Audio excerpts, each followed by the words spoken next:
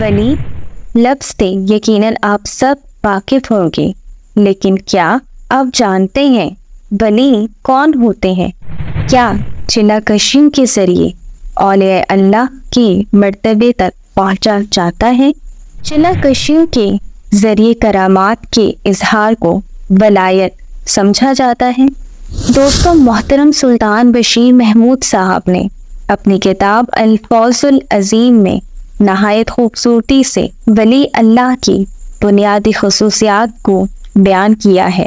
اللہ تعالیٰ کا ولی بننے کی خواہش ہر سچے مسلمان کے دل میں ہوگی، لیکن عام طور پر اولیاء اللہ کے متعلق تصور یہ ہے کہ وہ کوئی ماورا ما فوق الفطرت مخلوق ہیں اور اس مقام کو حاصل کرنے کے لیے انتھک مجاہدات اور چلا کشیوں کی ضرورت ہے۔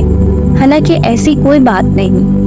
بنیادی طور پر ولی کے لیے اچھا انسان اور اچھا مسلمان ہونا اولین شرط ہے۔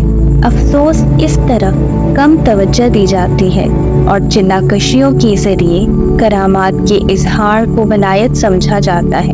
ایسے ہی غلط نظریات کے تحت انہیں اللہ تعالیٰ اور بندے کے درمیان ایک پل یعنی برج سمجھا جاتا ہے۔ عام مسلمان اولیاء اللہ کو اس لیے ڈھونڈتے رہتے ہیں تاکہ ان کے ذریعے اللہ تعالیٰ کا قرب حاصل ہو جائے یا ان کی نظر فیض سے بگڑے کام بن جائیں۔ مطلبی دنیا میں اس طرح کے شارٹ کٹس حاصل کرنے کے لیے اگر تھوڑے بہت چڑھاوے، تحفے، تحائف اور خدمت کرنا پڑے تو کیا مذائقہ۔ اگر دنیا کے افسروں کو رشوت دینے سے کام بنتا ہے تو اللہ تعالیٰ کے افسروں کی خدمت کیوں نہ کی جائے۔ افسوس کہ اس طرح کی خدمت کرانے کے لیے مکر سے ولایت کی دکان چلائی جاتی ہے۔